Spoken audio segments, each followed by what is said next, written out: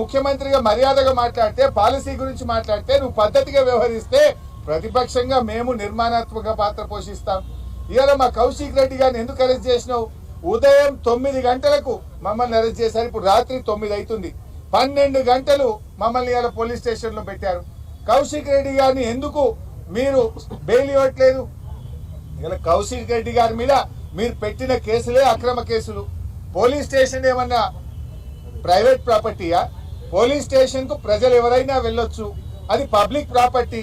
Police station కు appointment తో complaint ఇవ్వడానికి కౌశిక్ రెడ్డి పోతే ట్రెస్ పాసింగ్ కేసు కౌశిక్ రెడ్డి గారి మీద పెట్టారు. అది పోలీస్ స్టేషన్ లో ట్రెస్ పాసింగ్ ఉంటుందా? Is it a private property?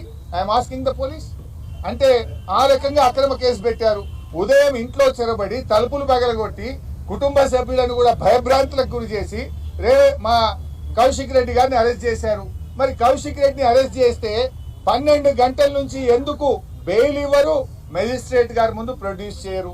అంటే అర్ధరాత్రి దొంగరాత్రి తీసుకుపోతారా? 12 గంటలు బంజారా హిల్స్ పోలీస్ స్టేషన్ లో కౌశిక్ రెడ్డిని ఎందుకు నిర్బంధించారు?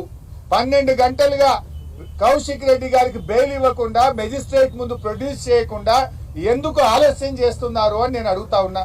Hyderabad police commissioner CV Anand కావచ్చు, ఇవాళ డీజీపీ గారు సమాధానం చెప్పాలి. Why are you keeping him in custody? 12 గంటలు పెట్టినావు, ఏ రాత్రి తీసుకుపోతావు? ఎందుకు దొంగ రాత్రి టెర్రరిస్టులను తీసుకుపోయినట్టు ఒక ప్రజాప్రతినిధిని, ఒక ఎమ్మెల్యేను అర్ధరాత్రి తీసుకుపోవాల్సిన అవసరం ఏంది? నువ్వు కోర్టుకే తీసుకుపోవచ్చు కదా. నాంపల్లిలో ఉదయం 10 నుంచి నీకు సాయంత్రం 5 దాకా కోర్టు ఫంక్షనింగ్ ఉంది కదా. కోర్టుకు తీసుకుపోకుండా ఎందుకు పోలీస్ స్టేషన్ లో పెట్టుకున్నావు?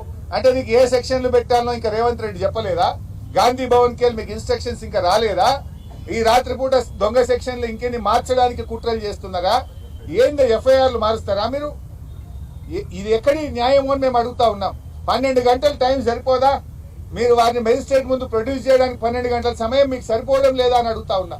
అంటే మొత్తంగా ఈ ప్రజా పాలన అంతా కూడా రాక్షస పాలన, పోలీస్ పాలన, పీడిత పాలనగా నీ పాలన కొనసాగుతా ఉంది.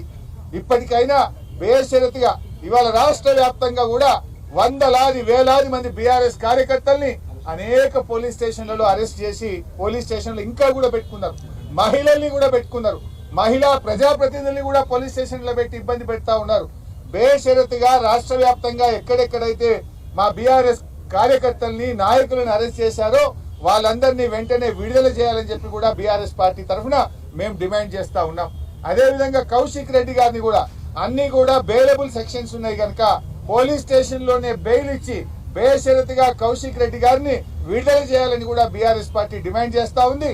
పోలీసులు కూడా చట్టానికి లోబడి పనిచేయాలి తప్ప రేవంత్ రెడ్డి ఇచ్చే మాటలకు కాదు, మీరు రాజ్యాంగానికి, చట్టానికి లోబడి పనిచేయాలని చెప్పి పోలీస్ అధికారులందరినీ కూడా మేము కోరుకుంటా ఉన్నాం. Thank you.